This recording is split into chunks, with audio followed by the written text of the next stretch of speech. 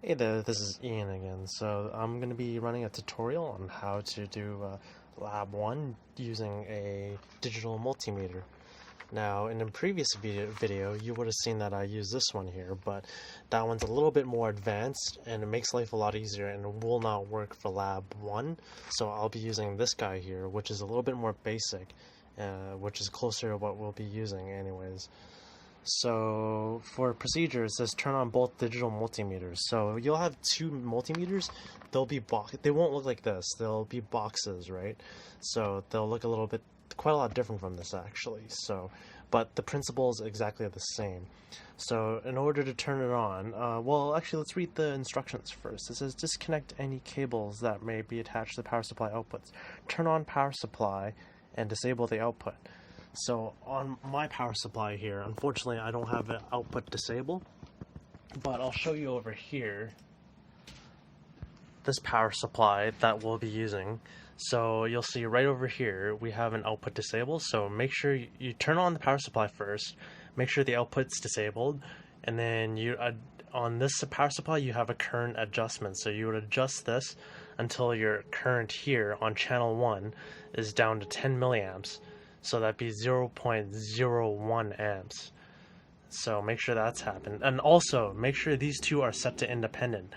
So make sure these two buttons are popped out, like how it says here in the diagram. Do not make sure it's not in series or parallel, because that will mess up your measurements and whatnot. And you might fail the lab. Anyways, let's go back to the lab instructions here. Says, yeah, so adjust current limit at the 100 milliamps, so that's, oh, actually, that's point, my bad, so that would be 0.10, not 0.1. So enable, oh, let's focus here. Enable the output, so the next step would be to press that button and make sure the on LED is on. Adjust channel 2 voltage to 0 as it will not be used, so ignore that. Well, you can do that, but it's not necessary. Just channel 1 voltage until voltage in table 1 is shown on channel 1 display. So if we look at table 1 here,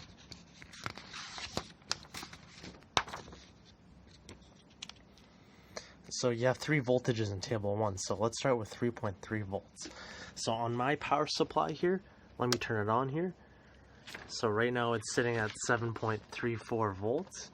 So in order to adjust my voltage, well, actually, a couple things to note. You'll notice that I don't have a current limiter or the on-off switch for the output. So my power supply is quite a bit different from the lab ones I'll be using, and mine's only one channel, not two. So you would adjust that down to 3.3 volts. So let's do that. Right around, well, I can't get it exactly here, so we'll just leave it at 3.37 volts.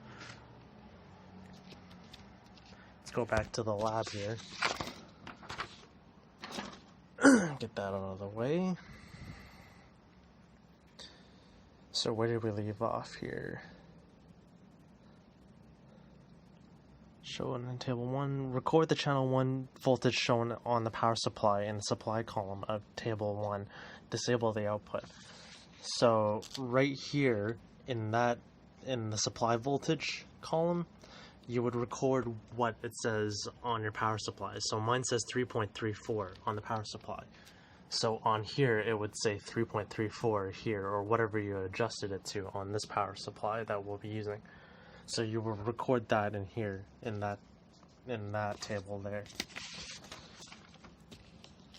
So bear with me here, I'm kind of reading as I go. Then it says connect channel 1 and channel 1 plus and channel 1 minus outputs to the analog voltmeter. So we'll skip that step because I don't have an analog voltmeter.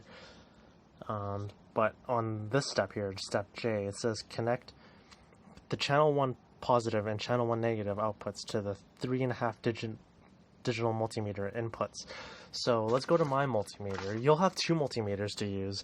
Unfortunately, I don't have 3.5 or 5.5 digit multimeters combined, but they'll be the same concept. So make sure, again, as I said in the other video, you'll notice that this one's flipped around.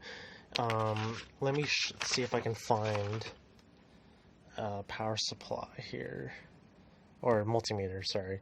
So this is the 3.5 digit multimeter that we'll be using.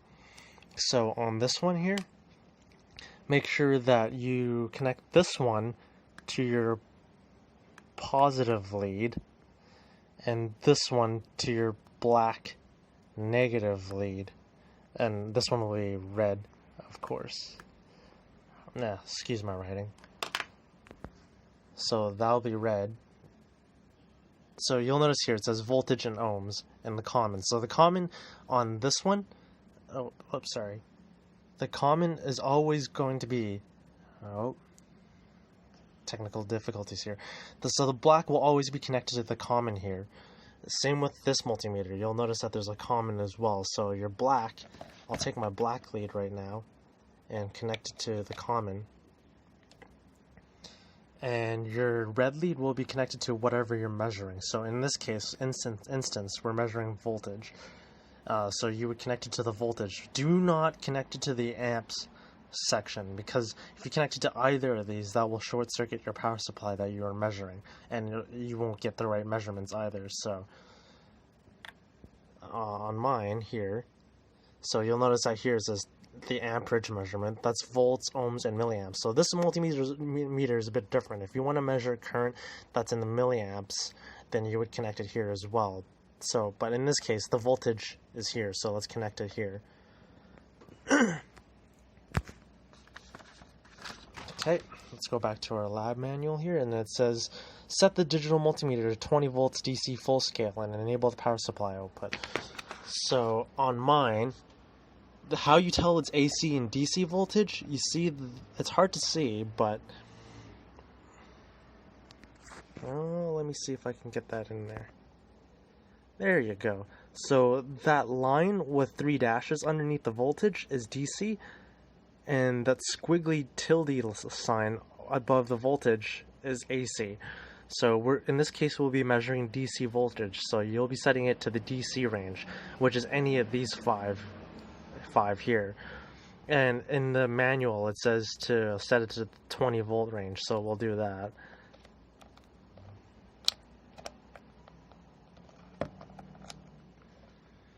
So as you can see, it's set to the 20 volt range. On here, your 20 volt range is right there, so you would push that button on the 3.5 digit multimeter, and obviously make sure your power is on, or else you won't get a reading. Oh, and actually on this one it says AC or DC, so this is a lot simpler, so make sure that button is outwards, not inwards, to measure DC.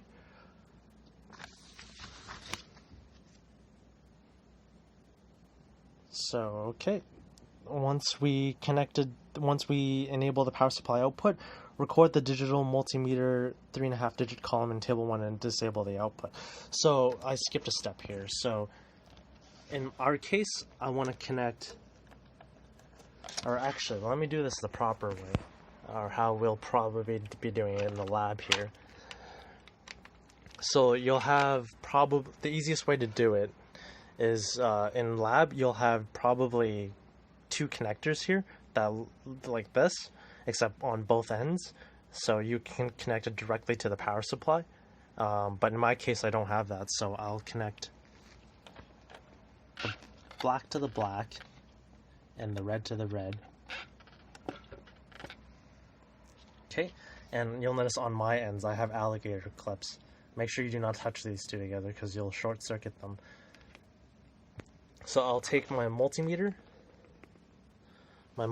here. Let me see if I can focus it. There we go. Multimeter. Connect the black, or sorry, the red to the red and the black to the black. Hard to do with one hand again. So there's that. And then there's this one here. Oh, almost touched them. Hard to do with one hand, so let me do it off camera here for a second.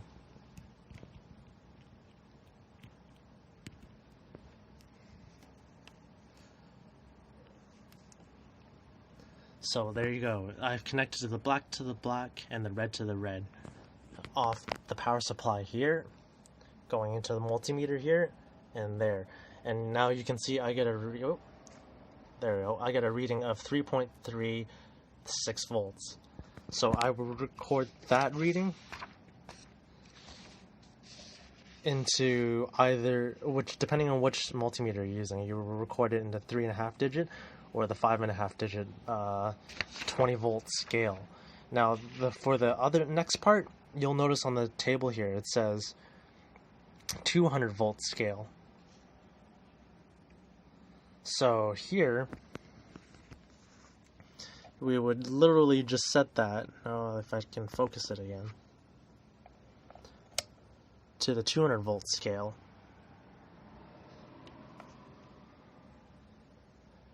There you go, and there's my new reading, 3.5 volts. So you would record that into here. So, and then you would repeat all the steps I just showed you for 5 volts and 9.9 volts. So what that means is you adjust your power supply here to 5 volts, right around there. Doesn't matter. Doesn't have to be exact, probably. And then do your multimeter measurements again. Set it back to 20. Get the reading. Write it down in the 200 volt scale or whatever scale you're using. Write it down there, and then record your supply voltage as well, and then repeat that for 9.9 volts. So if you have any questions, feel free to post in the Facebook group, and I will answer them to the best of my abilities. Anyways, have fun in lab. Good luck with it. Bye-bye.